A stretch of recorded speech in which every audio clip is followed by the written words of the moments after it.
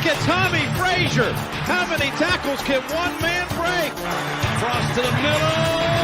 Juggle. Diving touchdown, Nebraska.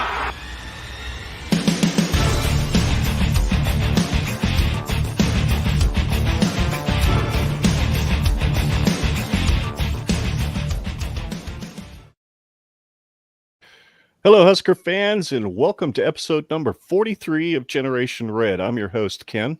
And I am your other host and son of Ken, Scott. And this is part one of our countdown to kickoff, which will be 3 shows leading up to the Huskers taking on Northwestern in Dublin, Ireland. That's 20 days away on August 27th. Tonight, we have a great guest panelist with us who will help us do a quick preview of the first 4 games on the schedule, and hopefully somewhere along the way, Scott will not die. Dude, I came down with a killer migraine about 20 minutes ago. Your mom was quick to get me like 4 or 5 ibuprofen, and it's finally gone now. So I was a little worried not too long ago. Our guest panelist tonight is a sports content creator at outsider.com. After spending about what was it, Dustin, 7 years as a managing editor over at Saturday Tradition, covering college athletics, and then 3 years covering the Big Ten for another site. He made the move to Outsider. He enjoys playing golf, hiking through the mountains, and finding the best barbecue in every city and town he visits. And I believe he also enjoys a good bourbon, which means we're going to get along just fine. You can follow him at Schutte Sports. That's SCHUTTE Sports on Twitter, and at DLSchutte88 on Instagram. Please join me in welcoming Dustin Schutte to the show. What's up, buddy? Hey, I'm doing great. How are you guys doing? Cannot complain. Good. Sunday fun day. Yeah, Sunday fun day. Exactly. It's been fun doing these shows, Dustin, and especially now that we've kind of got, you're kind of our first guest that isn't technically in the Husker podcast universe. So we really appreciate you coming on tonight. I've heard you. I think, you've been on the Eyes on Big podcast, right? I believe. Yes, I have. Let's see. What else have I seen? You haven't been on Hail Varsity by any chance, have you? I don't believe so. No. I've done a number of different podcast, radio shows, even some television spots. I don't know why anybody agreed to do that, but hey, they did. So I've done a few things. I don't think Hail Varsity was one of those, but I did do a lot of stuff on 1620. Okay. I've done a lot of different stuff for a lot of different radio stations. Nick Hanley's show, I think, is out of Omaha. I used to do stuff with him. So I had a lot of Husker stuff going on back in the day. Very cool. Very cool. So where are you from originally, Dustin? I grew up in a little farming community called Walton, Indiana. And that's probably about an hour and a half, 45 minutes north of Indianapolis. So I grew up near around kind of Purdue University. So I grew up a Purdue fan, and that's kind of where my love of college football developed, and got involved with the, covering the Big Ten early in my career, and moved from Walton, Logansport area to Lafayette, Indiana. Then I moved to Orlando, Florida. Then I moved to Kennesaw, Georgia. And now I'm back to Gainesville, Florida. So I've kind of hit a lot of different living spots, a lot of different places in my stuff. But I'm still football fans won't like this, but I'm still a basketball guy, number one, because of my Hoosier roots. Oh, I got you. I completely understand that. Were you aware or alive very long, as young as you look anyway? I don't know if you remember much of the Bobby Knight era. Oh yeah, I remember my mom and I actually huddled around the TV the day they were making that decision on whether or not he would get fired or not. That was a huge day in the state. It covered, all the news stations were covering it. So I definitely remember that. Remember some of the great bouts between Bob Knight and Gene Cady back in the day. Those were some great battles. But I was not alive for any of the Indiana University basketball championships. So I wasn't around for the heyday of the Bob Knight era, but I do remember I saw him in person a few times. I went to a few Purdue IU games at both Assembly Hall and Mackey Arena. So I'm quite familiar with the coaching legends. Those are two teams that do not like each other in any sport. Isn't that right? Basketball, football, especially. Correct. It's especially on the basketball side, but it's getting more intense on the football side too. Now that both teams, there was a couple runs there for I think 4 or 5 straight years where bowl eligibility was on the line for either one team or both teams. So for two programs that aren't considered really all that prestigious in the grand scheme of college football, that's a pretty big deal for those two programs. So it got a little bit heated there. What's the name of the trophy? Is that the Old Oaken Bucket? Yep, Old Oaken Bucket. Okay. All righty. So when was it that I know you mentioned it a little bit, that you got early into the Big Ten Conference in sports journalism, but when did you first get into it? Was that getting into the Big Ten stuff, or did you go elsewhere to kind of cut your teeth in sports journalism? So it's funny. I went to college. I studied history in college. Struggled to get a job, which is shocking with the history degree, right? Yeah, right. So I actually got my first job as a high school sports broadcaster. A relative of mine, a distant relative of mine, launched a webcasting company, and he needed some help launching this company. And so I did high school basketball, volleyball, football, track and field, baseball, softball, all that stuff. And then on the side, I was also kind of writing my own blog. Fast forward a few years, I needed to pay the bills. I needed to get health insurance, all that good stuff. So I took a job as an academic advisor at Ivy Tech Community College, which is, I believe, the country's largest community college. Oh, wow. In the country. So did that for a couple of years. And while I was doing that, I had been asked to do some Big Ten writing as kind of a side hustle, covering it for a site that's now no longer in publication, which is FanRag Sports. And so that's where I kind of dipped my toe in the water. I would probably write 2 or 3 stories a week, watch Big Ten media days, occasionally get an interview with a player or former coach or something, and then get that opportunity. And then about 2015, 16 came along, and Saturday Tradition reached out, and that's where I kind of then got then that's when it became a full-time job. It went from hobby to job. And so that's what I did for the last 7 years. So my career started out as high school broadcasting, transcended into just kind of a hobby, doing 2 or 3 articles for an extra, $20, $25 a week, and then eventually transitioned into a full-time position. So I did it for about a decade, but 7 years at Saturday Tradition. Very cool. Scott, do you have any questions at all? Well, just going into outsider. That was a weird choice of words there. Going into outsider. What is that? Like, go into a little bit more detail. What is outsider, and what do you specifically do there? Yeah, so at outsider, we kind of embrace the outdoor style of life. So, if you're a big fisherman, if you're into hunting, if you like going hiking, if you're into, it's based out of Nashville, so there's a Nashville lifestyle. There's a lot of different food, barbecue, bourbon, beer reviews, all that kind of stuff. It's kind of a look at the simpler things in life that bring us joy. And that's something that really, attracted me to this position.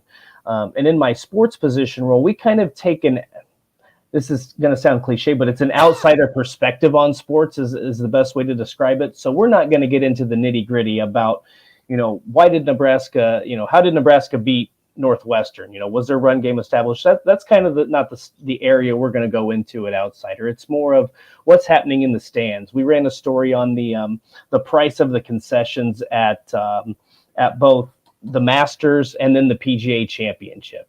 Stories on that guy who went viral for standing there. Everybody's huddled around Tiger Woods with their cell phones out, and he's standing there holding with the Michelob, right? Just in the moment. Right, exactly. And so that's kind of what we're about. It's more about what's going on outside of the world of sports, more kind of sports entertainment more than breaking down the X's and O's and hot seat rankings like and all that stuff. Like a meta narrative of right. sports. Okay. Well, that's using the sports entertainment analogy, that means if somebody you're covering pisses you off, you're probably going to come off the top rope on them or something. Well, I've never held back in that regard throughout my career. So there you go. I'm not afraid to go all in on someone if I need to. There you go. That's awesome. That's awesome. Yeah, So that's really what cool. would your main role be at Outsider then? Is there a specific title that you have, or are you just kind of the freelancer that goes around and drinks bourbon that they say you need to try and they pay you for it? Because holy shit, that's a cool job. I wish it was that easy. It's not quite that easy. In sports content creation, I'm doing a lot of.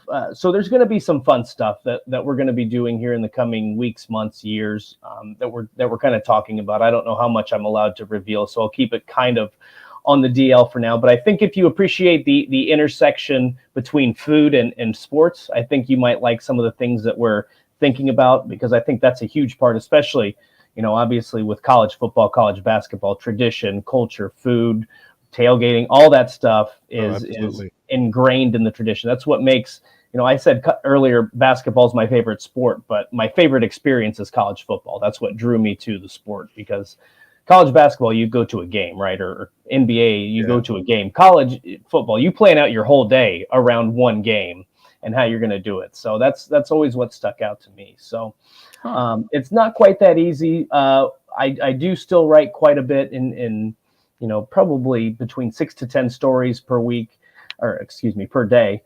And, it's just a lot of fun. It's something different when you've done something for 10 years. It's nice to get a little change in. It breaks up the monotony. I'm not writing transfer portal stories or coach hot seat rankings every day. So it's a nice change of pace. It's something that I appreciate. And like I said, we're going to have some really fun stuff coming up here in the coming weeks or months or years that I think people will really appreciate. Go ahead, Scott. Well, we look forward to seeing that. So based on what you're telling me, a lot of what interests you is obviously sports. You've got the outdoors. How were you always an outdoorsy or a sports guy growing up, or did you just kind of fall into it? Because obviously when you're writing for Saturday Tradition, you have to have a multi-complex knowledge of all sorts of different areas of sports. And then same thing with the outdoors. You've got hunting, you've got fishing, you've got hiking, you've got all these things. Were those things that you did before, or were those things you just kind of stumbled into through your life? Yeah, so that's a great question. As growing up, I was a huge sports fan, still am a huge sports fan. Like I said, anytime I could go to a game, whether it was high school, college, or professional growing up, I would go. That's always where my number one passion has been. There's no doubt about it. And it's funny you mentioned the outdoors and asked me about that, because my mom will tell you that, pardon my language, but I used to piss and moan all the time when she would try to take us hiking. I didn't appreciate it back then. It's like, it's stupid. Why can't I play why can't I play with my video games or go over to my friend's house? She tried to get me outdoors. And then I lived in Georgia at the time of the pandemic. And I don't know if people have traveled to Georgia, lived in Georgia, but it is Georgia quite a few times. It's beautiful. It's a beautiful state. There's a lot of really good hiking. There's a lot of waterfalls. There's a lot of mountains.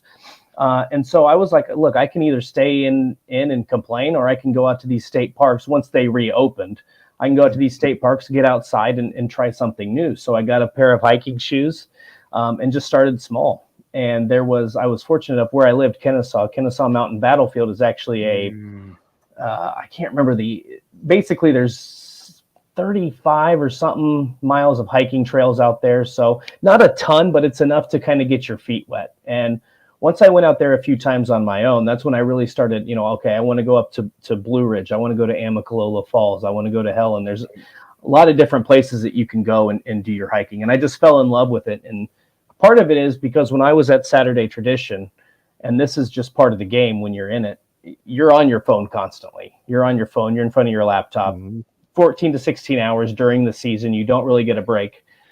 And so on Thursday or Fridays, if there was no game and I would get a day off, that was my time to go out and just kind of disconnect. I could take my dog on a walk.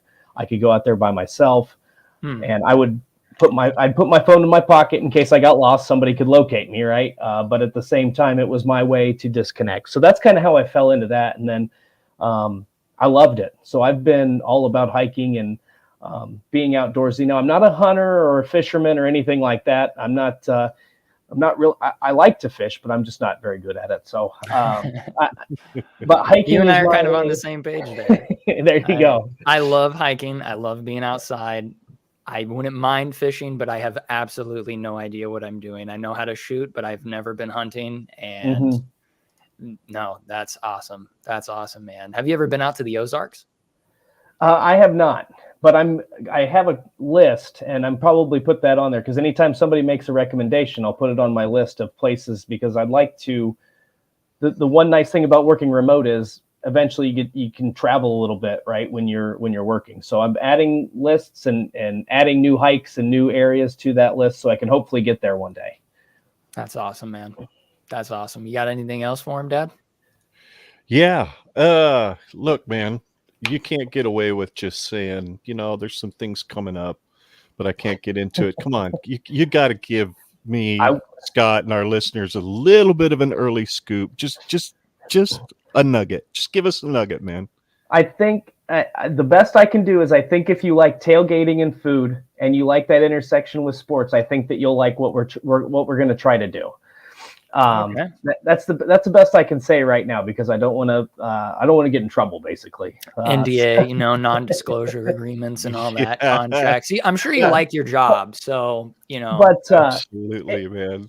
In all seriousness, and this is what kind of attracted me to this sort of position and into this sort of role was growing up. I loved the tailgating more than I love the game, and I love college football.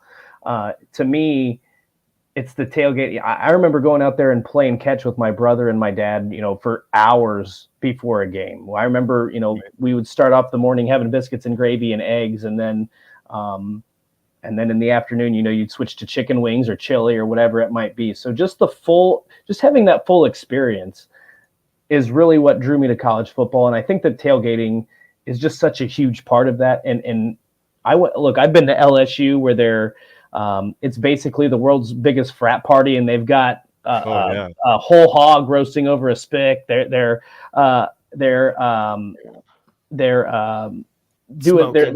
smoking a gator, right? So they're just doing all this stuff.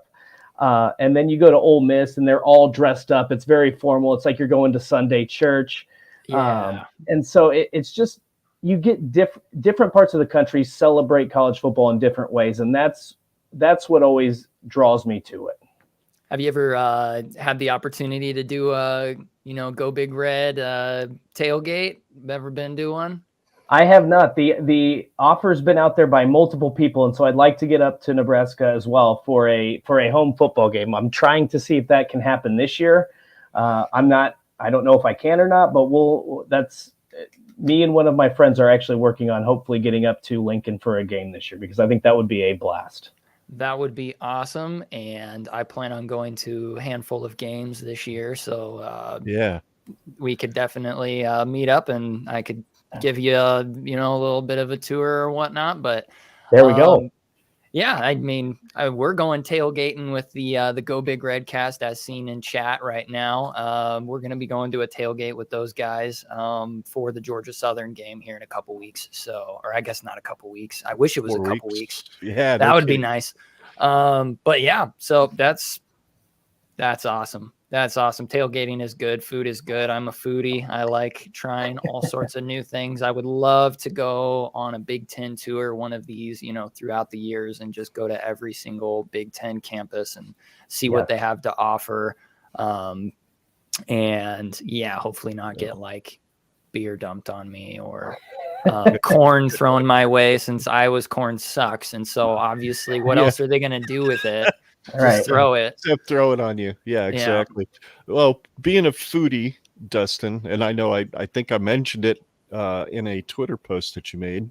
If you ever get in the Elkhart area, off of the tollway, right there where all the hotels are, there's this place called Smokin' Fatty's Barbecue.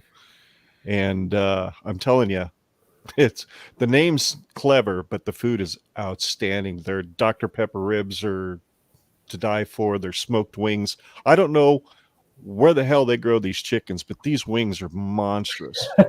And they've got this mango habanero sauce that. Ooh, that sounds good. Oh, dude, I don't like heat, but this stuff is perfect. It tastes so good, and it's so sweet. It's got just enough hot to it that it's worth it. Highly recommend them. And they've got all the good bourbons. So nice. I got one question for you, and this is going to determine how well this podcast goes. Are you a pork belly burnt ends kind of guy or a brisket burnt ends kind of guy? I would prefer brisket burnt ends, but I will eat either. I'm a big fan. I'm a huge brisket guy. I'm not gonna lie to you. But in the last couple of years, briskets got really expensive. So because the wallet, I tend to order more of the pork stuff now. But if I have the chance, if all things are, when prices come back down, I will order brisket. I don't know, 8 or 9 times out of 10, and then I'll throw in pork there just to mix it up. Okay. Well, I suppose that's a sufficient answer. I love brisket, but something about pork burnt ends, it's like the most candied bacon you could possibly ask for, with just like a tender bite to it. It's so good. That's true. And the problem with brisket too is, it doesn't matter where the barbecue place is. It can be really, really good, or it can be really gritty. So it's kind of brisket can be very hit or miss too, depending on what kind of cut you get. That's true. Yep, it absolutely can. There's another place I'd highly recommend. I don't know if you like brick oven pizza joint, but there's a place in Goshen called Venturi. If you're ever in Goshen, go check it out and try the margarita pizza. It'll blow your mind. It's incredible, absolutely incredible. So, and the Freedom Lemonade. I don't know if you like sour beer, but I do. It makes summer shandy look like Bud Light. Oh, really? Incredibly good. Wow. So even, you know how your mom hates beer, right, Scott? She wouldn't quit. She had a freaking glass of Cabernet Sauvignon, and I said to hell with it. I drank her wine. She ended up drinking half my beer. So really, she loved that. She really liked it. So that's impressive. Yep. All right. Absolutely. Well, that is absolutely a recommendation. Yeah. Go ahead. I'm just happy that I found someone else that enjoys sour beer, because I feel like, I swear, I'm the only one of my friends or family or anybody that will enjoy a sour beer. But I will drink just about anything except for a hazy IPA. For whatever reason, if it's hazy, it gives me a headache within like 3 or 4 minutes. So I stay away. Those are the only kind of beers I stay away from. Anything else I try, and usually if it's not too terribly sweet, I'll probably enjoy it. Yeah, I'm not a hazy IPA. Shoot, I really don't care for an IPA at all. To me, it's like drinking really nasty sour grapefruit juice, and I never liked grapefruit juice as a kid, so why the hell would I like it as a beer? But I love like a milk stout, an oatmeal stout, vanilla porter, peanut butter porter, all that stuff. I love those. Those are really good with biscuits and gravy in the morning too, by the way. See, perfect. That's a perfect 11 a.m., 12 p.m. kickoff tailgate beer right there. Absolutely, it is. Fills you up nice and good. Yep. You see the warm and fuzzies. Absolutely. Well, doggone it, guys. I think we should have some fun and talk about some Husker football. But before we do, Dustin, just so we clear it, your favorite football team is Purdue, not Indiana, or is it Indiana and you kind of like Purdue? So I grew up. I'm gonna play down the middle here. So I grew up a big time Purdue fan. I won't hide from that. However, what I will say is that when you've been covering the conference for as long as I did, it doesn't bother me, the wins and losses. Do I like to see Purdue do well? Yes, but at the same time, it really doesn't have the same effect on me. I just like to see good football. So I like to see teams. To me, I know everybody loves to see a good Ohio State team or a great Alabama team or whatever. I like to see it when the Big Ten championship game's a little bit different too, like Michigan and Iowa last year. I know you guys hate Iowa, but just from the perspective of it being a little bit different. Oh, it was great watching it. To me, like because it was 42-3. Yeah. Oh, I was It was kind of dancing in the boring, front but seat of it my was. semi listening to that game. And I was so it was happy. probably not safe. No, I do but like it enjoyed when every minute. when it's mixed up. I like it when it's not just Yeah. the Ohio State, Wisconsin, or Ohio Exactly. State, Iowa, or whatever. Right. Yeah. Well, shoot, did you see that Brett Ciancia from Pick Six Previews picked us to finish second in the Big Ten West? I think I did see that. Yes. He must be that ditchweed where he lives must be pretty good. Because that doesn't make any sense to me. Oh yeah, Go Big Redcast. Yeah, we loved that game too, dude. I was watching it in the truck after I got off the road that night. And yeah, that was a lot of fun. Thank God for YouTube TV when you live on the road. So I suppose we should move on and have a little bit of fun previewing the first 4 games on the Husker schedule. And I know, Dustin, you have not been necessarily connected to Big Ten football in an official capacity for a while, which is fine. We're just going to have a little fun. We're going to take a look back at what Northwestern accomplished last year as a team. And anybody has a stat that I don't have written down here and you want to toss it in, just let me know. But the key stats for me was on offense for Northwestern in 2021. They averaged a whopping 16.6 points per game. They rushed for 144 yards per game, passed for 177 for a total of 321 yards per game. Conversely, on defense, minus Mr. Mike Hankowitz as defensive coordinator, which to me was the magic sauce for that Fitzgerald defense for so many years. 29 points per game they gave up last year, including 56 to us. Rush yards was 213 per game, pass yards 216 per game, so they're equally crappy at rush and pass defense, and 429 yards per game is what they gave up. Any thoughts on those? Do you guys see any room for improvement? Well, I think if I'm a Northwestern fan, I hope to God that I can find room for improvement because they were abysmal in all aspects of the game last year. And I think you hit the nail on the head. Losing Mike Hankwitz, I think, was a bigger deal than people gave credit. And because even when Northwestern's defense was bad, I think you go back to that 2019 season, their offense was atrocious. But defensively, you look at the numbers and you look how they hung into some of those games, their defense was solid. Last year, they could not stop the run. I mean, you just go back to that week 1 game against Michigan State. And obviously Kenneth Walker's a great talent, but that kind of stuff just doesn't happen in Northwestern. And it happened regularly last season. No, it seemed like their run fits were all out of whack the whole year. Mm-hmm. And that seemed to be the thing they excelled at. That 2019 defense Northwestern had kind of reminded me just a little bit of that 2009 defense that Nebraska had, mostly because we had a pretty sucky offense that year too. But that defense was pretty incredible. As far as NU's, how they fared last year against Northwestern, our offense obviously scored 56 points. We rushed the ball for 441 yards, which was more than double what they were giving up per game, and passed for 230, which is right about the average of what they were giving up, and for a total of 661. They managed a total of 341 yards, 7 points scored, 85 by the run, and 256 yards by the pass. I am not sure if I see a similar outcome in Dublin. First of all, Scott, what do you think? Do you think 56 is doable, or do you think we're looking more in that 28 to 37 point range, which is kind of where I land? Yeah, I think that just the way that I think last year was an anomaly we just went out there and killed them, which is the first time that that's ever happened in our, I guess, rivalry, we could call it. Hydrox and you. Yeah. Yeah. And so I think that it'll probably even out a lot more for this game. I wouldn't be surprised if we score over 30 points. But I doubt we get over the 40. I doubt we get over 40 points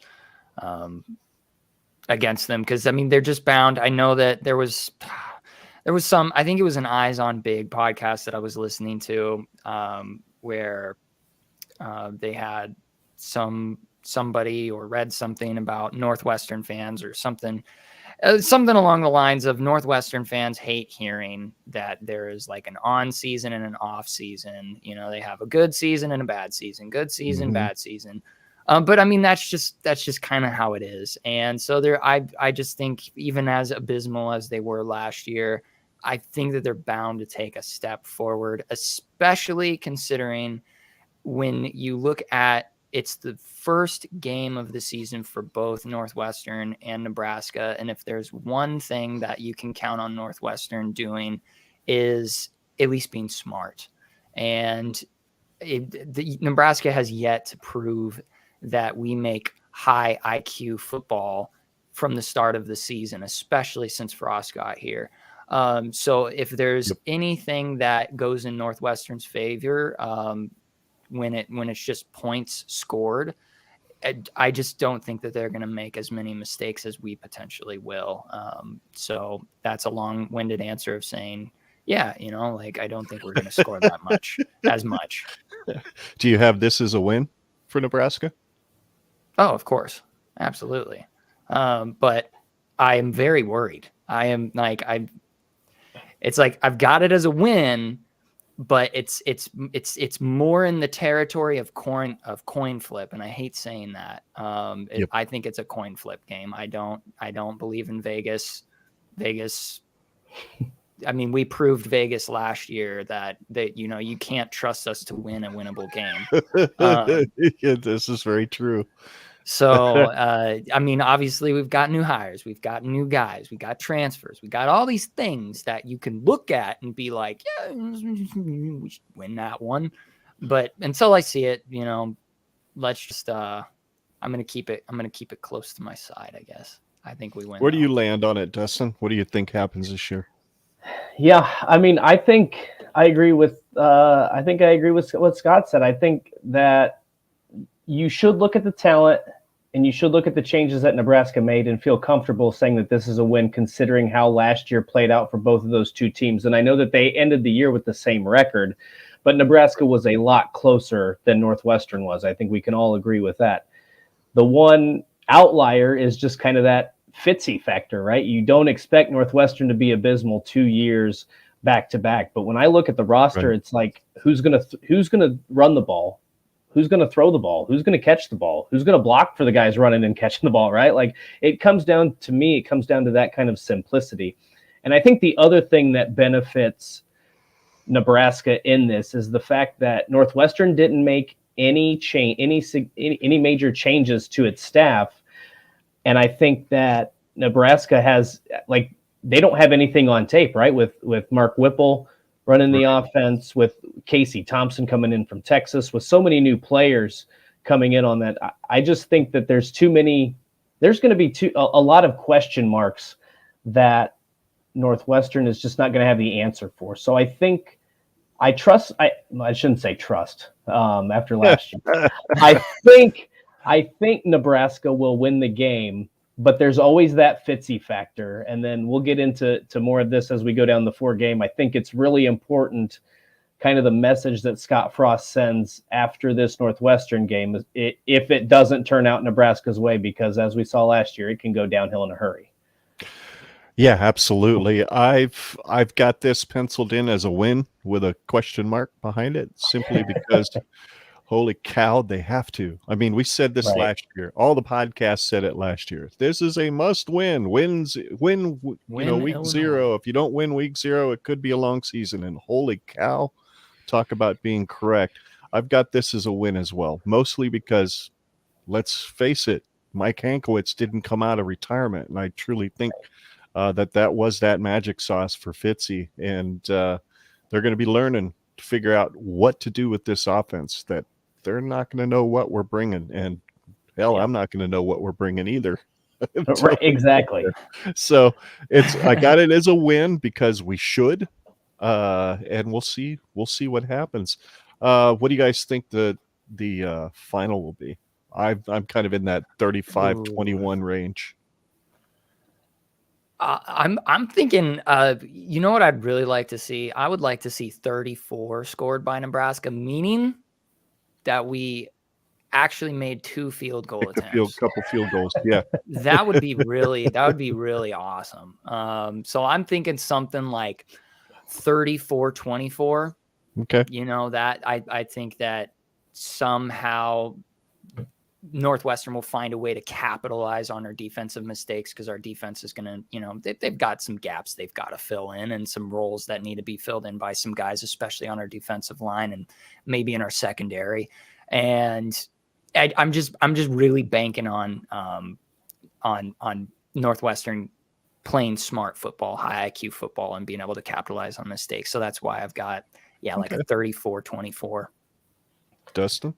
I think I would go somewhere in the neighborhood of, because I don't think Northwestern's going to score that many points. I just don't trust their offense that much. I'm going to say much lower scoring on both sides. I'm going to say somewhere maybe 24-10 in favor of Nebraska. I do think that Fitz knows enough defensively, even though Mike Hankwitz is a big loss. I think he knows enough defensively to have a much better defense this season. I think that even though Nebraska's got the upper hand in terms of talent on the offensive side, it's still game one. They're going to be, they're still going to be getting accustomed to everybody. I think there's going to be some week one, some of those week one butterflies that you got to work out. And you're obviously playing in a foreign land. So that's going to be tough. I think it's just going to be a low scoring game, but I think Nebraska wins that comfortably 24-10, something like that. I think that's fair. I think that's fair. I think that's a fair. You've got us beat. Well, 24-10? I got us winning by 14 as well. So, hey, that's pretty cool. Let's go on to North Dakota. Quite frankly, I know it's an FCS school, right? Yeah. Am I crazy? Okay, FCS scares me because Northwestern gets a bye week after they play us in Dublin, so they get that extra rest, get reacclimated to the proper time zone, whereas Nebraska, they're leaving right away after the game. They're going to get back at somewhere around 2:00 in the morning on Sunday morning, and then they've probably going to be practicing right away. Ugh, this game scares me. But their offense averaged 24.45 points per game, rushed for 163 yards, passed for 240 for a total of 403. Defense gave up 20 points per game, gave up 139 via the ground, 197 through the air for a total of 336. Ooh, you know what? I think we beat Northwestern by more points than we beat North Dakota simply by the jet lag factor. So I am going to call this a W, but it's probably like a 7 to 10 point win. So I would say 24-14. How about you, Dustin?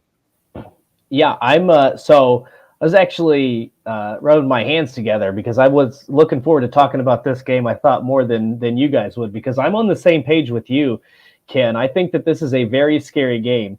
Now, I think if Nebraska beats Northwestern in week 0, I think that they can put it on cruise control. Maybe they don't win by as much as they should, but I think they'll win by, maybe 28, 31 points. I think they'll really kind of flex their muscle. Okay. On the flip side, if they somehow lose that game to Northwestern, that's when I get worried, because you remember last year after the Illinois game, Scott Frost said, in his post-game press conference and then in the locker room, that we can't have it be the same old movie. And to me, that's not a good message to send to your team. People disagree with me. It wasn't, hey, that was just 1 week. It's a long season. Hey, that's a different Illinois team. I thought he sent the message that we're still not getting over the hump. And I think that you saw that mentality play out over the course of a 12-game season last year. So that's a good point. I hadn't even thought of that. I agree with you on that. If they lose that game to Northwestern because of all the things that you mentioned, the jet lag, maybe what Scott Frost says in the locker room is going to be huge. North Dakota, if you obviously looked at how they performed last season, they were kind of like Nebraska. They were 5-6, but all of their games were 1-possession losses. So It's one of those sneaky games that I think if Nebraska loses to Northwestern, that's going to be a dogfight. I think if Nebraska wins, they come home, they've got enough confidence, nothing's creeping into their mind, and they cruise to win. But that's a very intriguing game to me on that schedule, considering its placement. So if there's a W, what do you got for a score? Since I think Nebraska wins that first game, and we don't have that issue. I think they will win this game. Let's go 38-13. 38-13. Scott, drop some wisdom. Yeah, I'm pretty much right there with you, Dustin, and your interpretation of, well, it really depends on how our performance goes against Northwestern, and the mentality that we bring back to the States in preparation for this game. I think the only factor that if we were to lose to Northwestern, which I think would just, I don't know. I really don't think that would be good for the rest of our season, as I'm sure most of Husker Nation agrees. If we come back with a dub, I think the things that go in our favor, aside from, but against the whole jet lag and, you've got less time to technically prepare for it and whatnot, it's going to be North Dakota's first game. They haven't even figured out what to gel with. They don't know how they're going to play with each other. They even though they had a pretty similar season that we had last year, it's just one of those things that they're going to be showing up to Lincoln. It's going to be our first home game. And I think that there's just going to be an intimidation factor from the crowd that if we go off, if we get even a hint of momentum, it's lights out. I don't think that there's going to be much of a contest if we come back from Dublin with a win and we're at home and it's North Dakota's first game. I just don't. But as you said, it's entirely possible that Husker Nation is heartbroken and our guys are not in the right mindset going into that game. But I think it's a dub. I think assuming that we win against Northwestern, I think it's just a default win. I do think that there's going to probably be some mental mistakes and some things that they're going to do that don't make a lot of sense. Because they're just going to kind of, let loose a little bit more, try and play a few, interesting schemes or whatever. So I don't think it's going to be all that high scoring of a game, which I would normally be concerned about. But I do think that it's going to be kind of like what would we call it in football? It's just almost like I hate to say scrimmage because that sounds really disrespectful, but yeah, we're just going to rub some dust off and just kind of do some dumb stuff, I guess. Yeah, my score prediction is a dub, and I'm thinking it's going to be something like,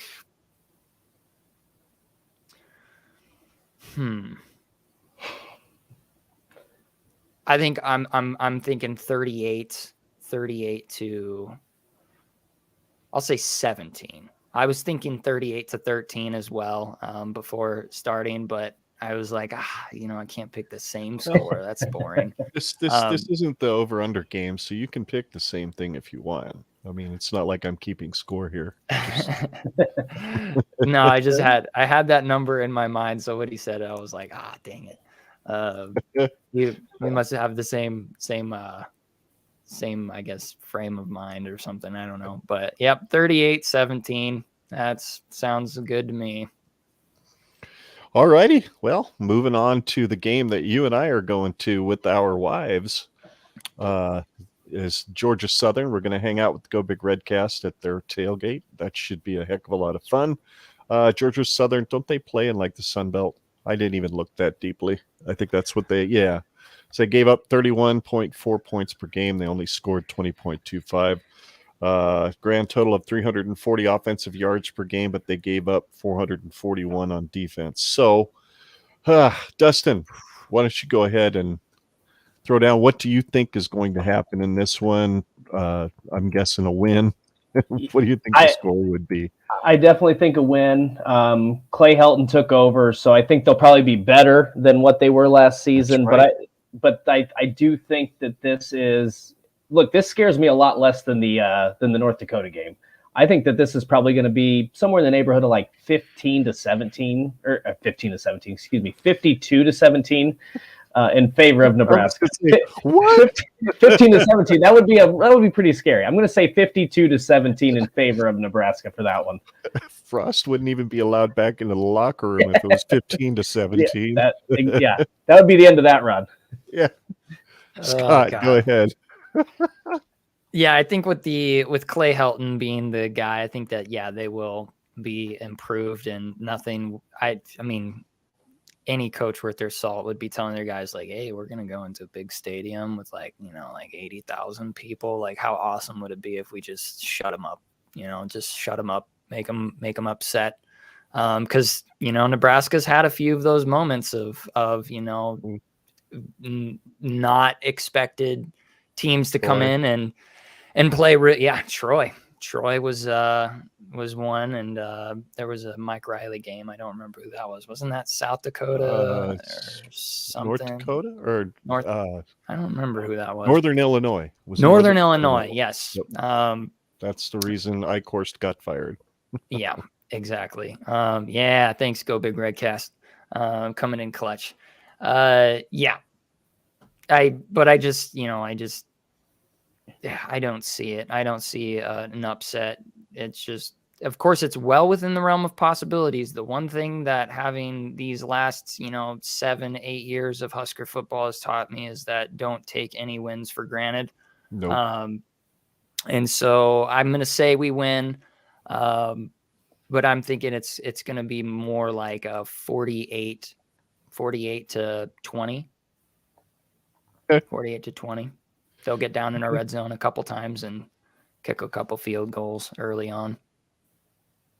Give us a little bit of a scare. I'm kind of in the same vein with both of you guys. Especially if you come off of a big win over Northwestern, you come home and you lay it to North Dakota. Even though I predicted only 24-14 simply because of jet lag.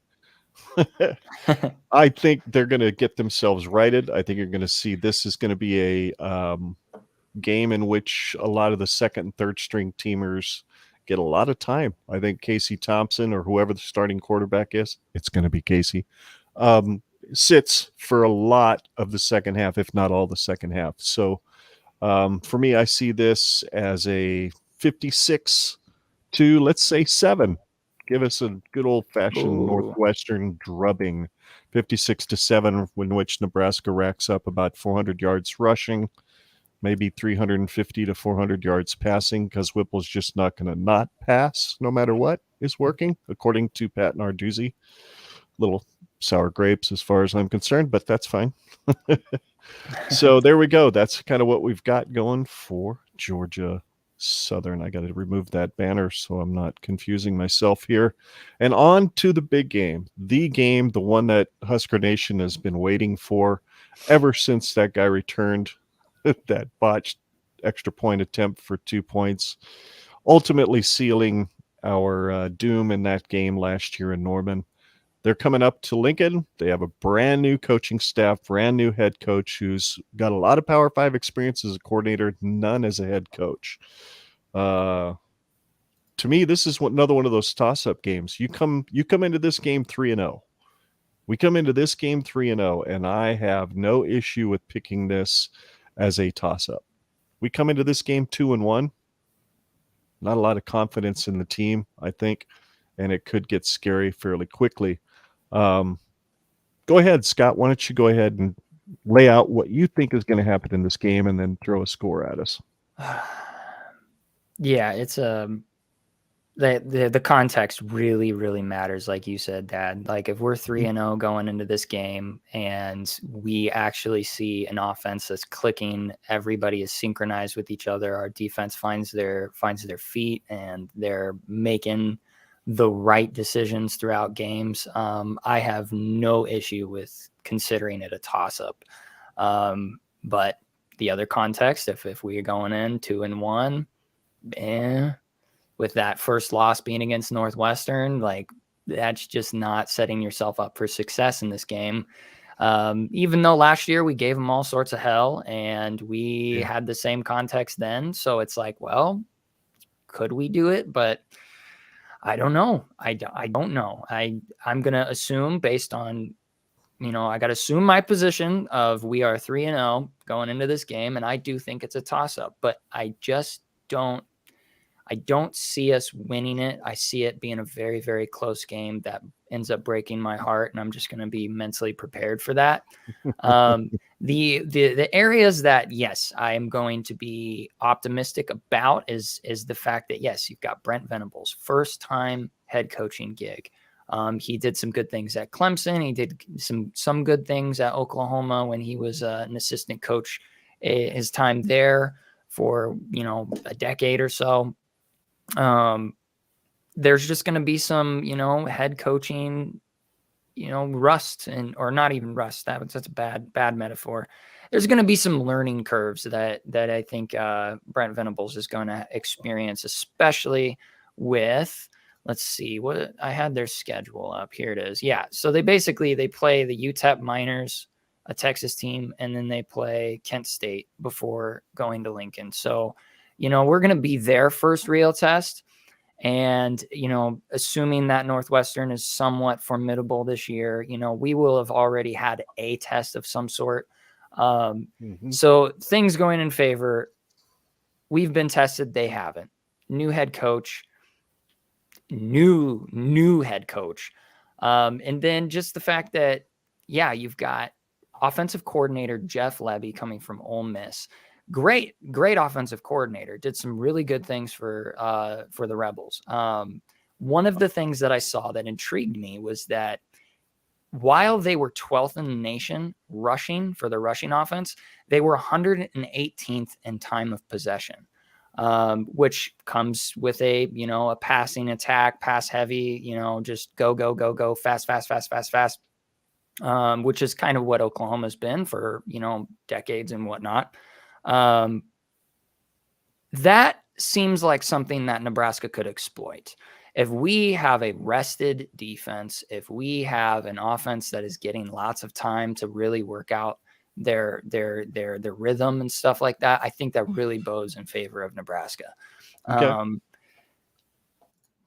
But here comes the prediction. My score prediction is going to be a higher scoring game. Just because of the way that the offenses are built with Mark Whipple as our offensive coordinator and Jeff Lebby as theirs. I think it's going to be something like a 38 to 34. I think it's going to be just a back and forth slobber knocker with Oklahoma winning. And we take our first loss of the season, but it's close and it's in heartbreak fashion. Don't know if we're the ones going down the score or going down the field behind 4 points, or if they're the ones marching down and get a game-winning walk-off touchdown. One of those two scenarios is what I see. It's going to go right down to the end. All right, Dustin, what do you got? Yeah, first of all, I'm going to agree with both of you, and I think the context of the situation definitely matters, so I won't reiterate that. But what's going to be interesting to me is I think we find out more about Oklahoma in that game than we do maybe Nebraska, just because there's so many question marks, because as you mentioned, Scott, they go into that game untested, and there are some people that think Oklahoma could be a 500 team because of all the changes, all the losses to the transfer portal. All that kind of stuff. There's other. I think I saw ESPN or somebody that has them, as the favorite to win the Big 12 and an outside contender to the college football playoffs. So I don't really know what to expect from Oklahoma. I think they're going to be probably better defensively because that's Brent Venables' wheelhouse. And Clemson was. I always thought as good as they were offensively, they had some really, really stout defenses when he was running the show. So I think that Oklahoma is going to have a better defense probably than a lot of people think. Having said that, I said that I think Nebraska is going to beat Northwestern and then beat North Dakota, beat Georgia Southern. I think they're going to beat Oklahoma. And I have no issue saying this. I think they beat Oklahoma, but I still think we don't know a lot about Nebraska as then they'll head into the meat of the Big Ten season, because I just don't know how good Oklahoma is going to be. So I could see Nebraska starting 4-0, and then again, when you get into the heart of that Big Ten season, the games kind of change a little bit. I could see them still struggling to get to that 6-win mark. I could see Nebraska losing this if Oklahoma was really good and still finishing with 8 or 9 wins. Like, it's just a complete toss-up to me. So I think this is going to be a close game. I do think Nebraska wins because I think that they have the mindset. They get over that hurdle. They start 3-0. Big game. You get it at home. I don't know. Does it have a kickoff time yet? I don't remember. Yeah, it's the Fox Big Noon Big noon? kickoff. So, Okay. 11 Central Standard Time. Okay. 11 So a.m. So you're not going to get game day there, but I still think it's obviously going to be a big enough draw. I think the final score is what's throwing me off here. I think don't rely on special teams in this game. I'm going to say Nebraska wins this one 28-27. I think they win a close game against a big-time opponent and get some serious momentum heading in then to the second half of the season. But like I said, just because they're 4-0 because they win that game, I still think there's some questions because I don't know. I just have a lot of questions about Oklahoma, to be honest. Well, that's actually, I'm just going to say that's wonderful to hear, because as a Husker fan and watching tons of sports pundits talk about Nebraska, like there's a lot of questions with Nebraska, but knowing that there's somebody who's like, but there's more questions with Oklahoma, that does my heart a good, because it's like, okay, that kind of makes me just kind of sigh a little bit of sigh of relief. Not to take us off track, but this is an interesting comment from the Go Big Redcast. It says it could be kind of reminiscent of 2016, where NU started off 7-0 with a big win over Oregon, yet still didn't know much about the team yet. And Oregon turned out to not be very good. That was the year, we all remember that was the year that Helfrich got fired at the end of the year. You know who his offensive coordinator happened to be, Scott, just off the top of your head? It wasn't Frost. It wasn't Frost. It was Lubick, if I remember correctly. Matt Lubick was his offensive coordinator at the time. So that kind of explains coordinator last year. Yeah, kind of explains a little something there. And this could be very reminiscent of 2016 in the sense that I think I've gone back and forth on this game so many times. But Dustin, you've talked me into a win. Shit. You've talked me into a win. Did we jinx it? Oh no! Oh God, Dad, you did it! You did it! Here it is. This is the loop. Here we go. You made Dad drink Kool-Aid. Oh yeah!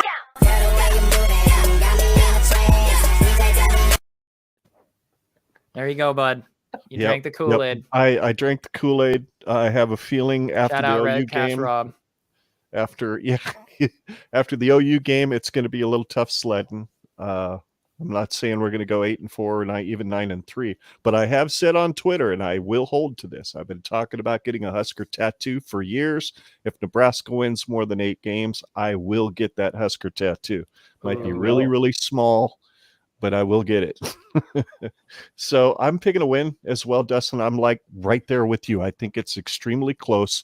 I think the fact that we have a kicker now that we're going to have some confidence in, I think it's going to be 28-28 going down to the last 2 minutes of the quarter. Casey's going to drive us down, get us within 40 yards, and he's going to curl one right inside the right upright, just like old Alex Henry did against Colorado.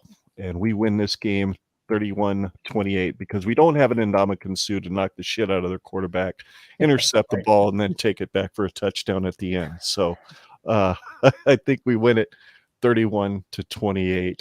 That was a heck of a lot of fun, guys, taking a look at these games and trying to dive into them without diving too deep because, Dustin, you're just hanging out outside hiking for a living and you just don't have time to dive too deep anymore. So we didn't want to stress you. And we don't dive all that deep either. We just have fun sitting here talking and running our pie holes because that's what we do best. Anyway, that pretty much wraps up the meat of the show, guys. Next week, or actually before I talk about next week, I want to talk about something that Scott and I have gotten permission from the gal that reached out to me, Scott, regarding what I'm about to talk about. Okay. We were contacted by one of the marketing directors at the Team Jack Foundation. The 10th annual Radiothon. I'm not even sure what that is. They have asked us to participate, and we have said, yes, we will. So when I know more details, when they give us more details, we will let you guys know what those details are, what type of participation we'll be involved in, and how you guys can participate with us. So stay tuned for that. We'll keep you updated over future shows. And speaking of a future show, Generation Red podcast episode 44 is next week at 7:30 p.m. Central Daylight Time. Just like tonight, we're bringing in some girl power to the podcast for the first time, as we'll be joined by Abby and Meg, aka Abby Something and Hot Mess Husker on Twitter.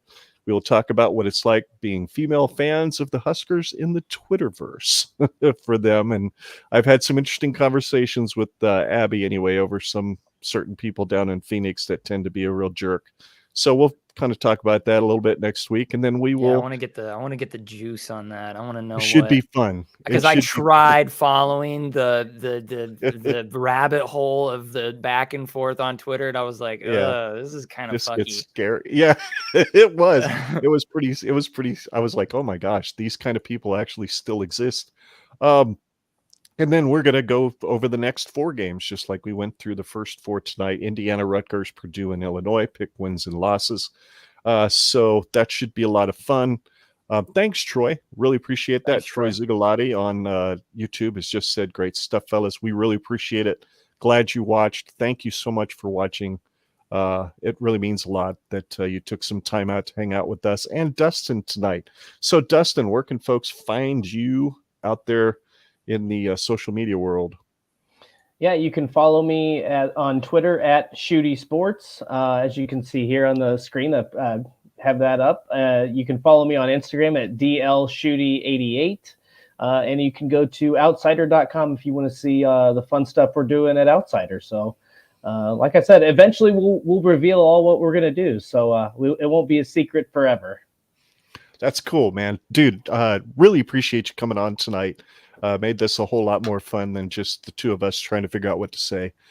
So this has been great. I absolutely enjoyed every single minute of this. You'll find links to all of our social media at genredpod.com. If you like your podcast in video form, subscribe to our YouTube channel and ring that bell to get notified when we go live. Or to listen to the audio-only podcast, subscribe to Generation Red on your favorite podcast app, where the audio for this show should be available by 8 a.m. Central Time tomorrow morning. I want to thank you again, Dustin, from Outsider.com, for joining us tonight. And on behalf of Scott and myself, together we make up this formidable father and son duo called Generation Red. And we want to thank all of you for watching and listening. And until next time, remember, no matter what Jeffrey the Greek tries to tell you, Iowa's corn still sucks. And there's no place like Nebraska. Go Big Red. Absolutely. Hey, we want to have you back, Dustin. You good with that? Absolutely. All right, man. I'll keep in touch, let you know when you want. How about we have you on to review the Purdue game? Sound like a plan? That sounds great. I'll be all for it. Dude. Oh, all right, that man. would be juicy. That'd be awesome. That'd be awesome. And thanks again, man. And we'll see you all next Sunday. The kick is up. The kick is on its way. The kick is good. Batted down. Intercepted. It's Amakatsu. Tsu to the 20, 15. Hawkins traps him, knocks him. Touchdown.